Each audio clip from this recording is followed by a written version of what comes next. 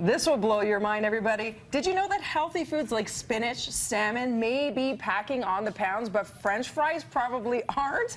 Lyn-Genet is back. She's got her new book. It's called The Metabolism Plan. You're blowing my mind already because this is flying in the face of everything we're used to hearing. How are French fries better for weight loss than salmon, spinach? Well, you know, it's really interesting. Salmon sashimi is very low inflammatory, which means that for most of the people, it's going to promote optimal weight loss and optimal health. Okay. Something like French fries are actually an incredibly rich source of potassium, and I just found out, you know, we've always been a big fan of potato chips on the plan, that now a bunch of football players, coaches, are telling them to eat potato chips. So how does that work? Because we always hear about the saturated fat and the potato turns into sugar, which means weight gain. Well, actually, if you're talking about sugar, those bananas that you're having after the gym, that's the real issue because that's all sugar and starch.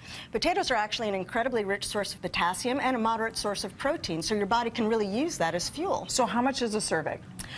For potato chips, that's where we're going, aren't we? Okay, yeah. It's about an ounce.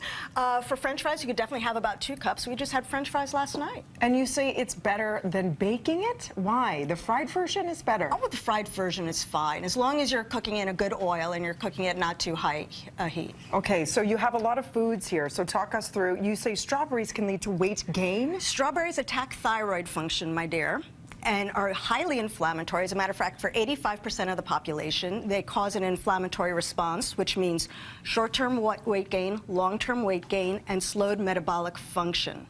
Blueberries, on the other hand, are very low inflammatory, which means you're still getting all the health benefits of a berry, but you're not risking the inflammation and the slowed metabolism. Okay. So just like we learned on the plan that when you eat a healthy food, it causes a histamine response, which raises cortisol, which attacks your thyroid and skews your hormones, too much exercise can do the exact same thing. Too much exercise. Too much exercise raises cortisol and attacks your thyroid. How much is too much? Well, that's the question. I don't know, but the Metabolism Plan will show you how much exercise you need. But too many people are exercising too intensely, slowing metabolic function and causing weight gain, and that's not why you exercise. So what are you finding is that sort of medium range that tends to work for most of your clients? For most people, 8 to 12 minutes every other day is optimal, especially during the week when our lives are already so stressful, and then maybe pack in a half an hour on the weekends. So when you see people on the treadmill or the elliptical for like 60 minutes, my way too heart much. is breaking. It really is. And we'll directly see, I mean, I'm working with somebody right now. She had a personal trainer. She was taking AKT classes. Turned out she was inflammatory to 5 minutes of exercise, and that's why she had an extra 50 pounds on her. She was eating all the healthiest foods. She was having the turkey burger instead of the beef burger. She was eating the quinoa instead of the rice. She was having the cauliflower instead of the broccoli. So you're saying instead we should be eating white rice over quinoa?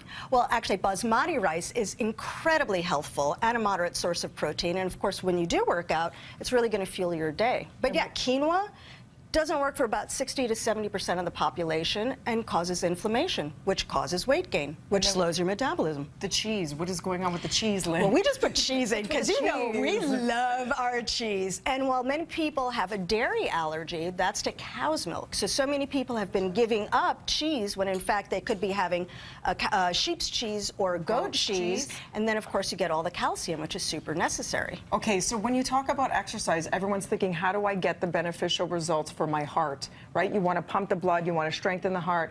That seems too low, doesn't it? Isn't the recommended amount like 150 minutes a week or something? Oh, yeah, and it's completely wrong. But when they're saying 150 minutes, they're also including walking. So what you do want to do is when you're exercising, you want to exercise as much as possible. Get that heart rate up there. Use as many muscles as possible. You do compound movements, right? So that you're getting all the health benefits of the exercise. Moderate, not pushing yourself to exhaustion.